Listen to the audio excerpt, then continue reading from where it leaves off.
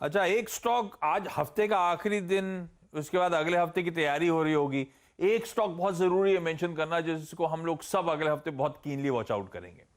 ITC. Screen पर लगाइए doctor साहब।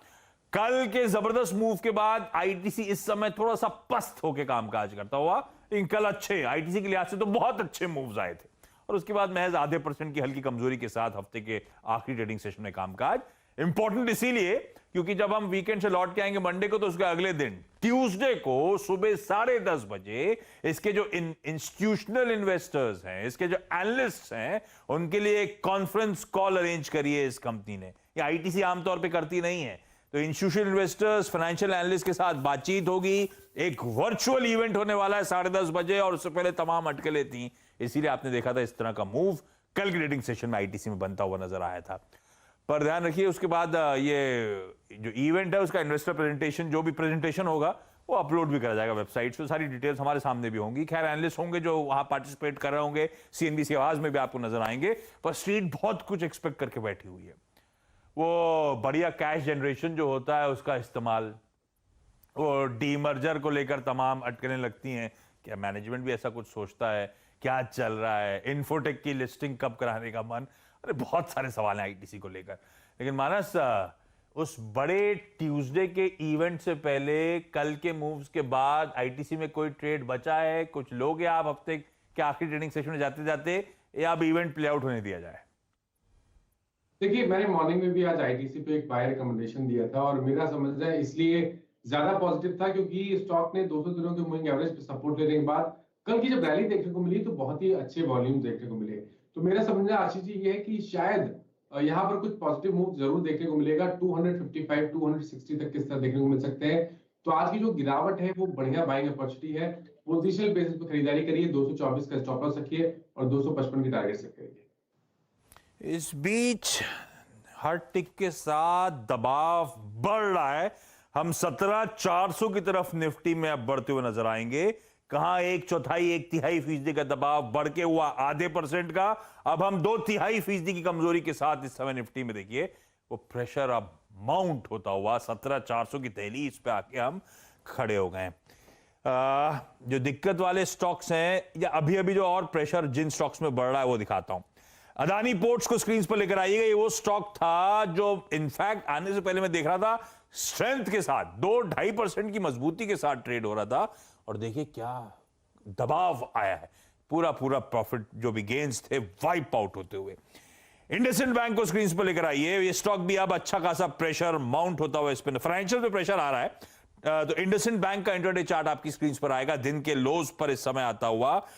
मेटल्स, आज सुबह मेटल्स और फार्मा दो पॉकेट थी, थोड़ी बहुत स्ट्रेंथ दिखा रही थी। टाटा स्टील दिखाइएगा, ये स्टॉक भी ठंडा पड़ना शुरू हो गया। अब तो लाल निशान में टाटा स्टील इस समय कामकाज करता हुआ 1/3% का दबाव है, और देखिए दिन के लोज पर ये देखिए टाटा स्टील इस समय ट्रेड कर रहा है। एचडीएफसी की हमने बात करी थी, उसमें जोड़ दीजिए एक और हैवी वेट, अब लार्सन एंड टूब्रो। डॉक्टर साहब उसका इंट्राडे चार्ट लेकर आइएगा। वो स्टॉक भी अब ऑलमोस्ट 0.1% के आसपास के दबाव के साथ अच्छा खासा प्रेशर इन सारे स्टॉक्स पे बढ़ रहा है। टाटा मोटर्स जोड़ दीजिए इसमें, दो सरकारी कंपनीज, एनटीपीसी, कोल इंडिया के स्टॉक्स को फायर करिएगा। सब में आपको उसी तरह का दबाव, उसी तरह का प्रेशर। तो कई सारे स्टॉक्स अब दबाव के गिरफ्त में आते हुए। लेकिन चलिए अच्छी बात और करते, तो सब दबाव में आ रहे हैं, तो खैर आज थोड़ा सा मूड ऐसा है।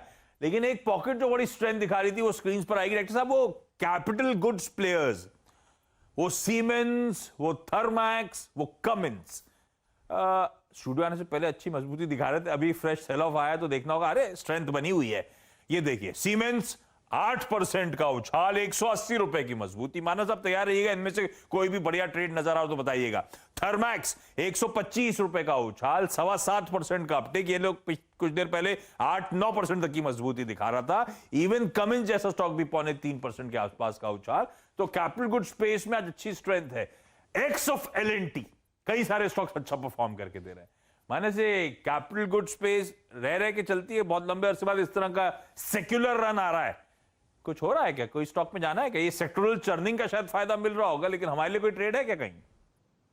देखिए, बिल्कुल ट्रेड है। दोनों स्टॉक में सीमेंस और कमिंस दोनों स्टॉक चार्ट पे अच्छे लगते हैं। हालांकि सीमेंस पे ज्यादा बेहतर पैटर्न दिख रहे हैं क्योंकि यहाँ पर एक ब्रेकआउट मूव देखने को मिला है, बेहतर वॉल्यूम देखने को मिले हैं। तो क्योंकि ऑलरेडी हमने एक अच्छा खासा मूव देख लिया है, तो थोड़ा गिरावट का इंतजार करिए। 2425 से लेकर 2400 ये एक बहुत ही बेहतर स्तर होगा जहां पर आप सीमेंस में खरीदारी कर सकते हैं। 2340 के नीचे का स्टॉप लॉस रखिएगा और मेरा समझना है कि स्टॉक में 2575 के लेवल्स को टच करने का पोटेंशियल है। और कमेंट्स में भी ब्रेकआउट मूव देखने को मिला है, हालांकि इंटरडे में कुछ प्रॉफिट बुकिंग देखने को मिली है, पर फिर भी मेरा समझना है कि प्रॉफिट बुकिंग पे आपको खरीदारी करनी है। 945 के स्टॉप लॉस से पोजीशन ट्रेड लेना चाहिए, जहां पर आपके टारगेट 1035 से 1040 के रहेंगे।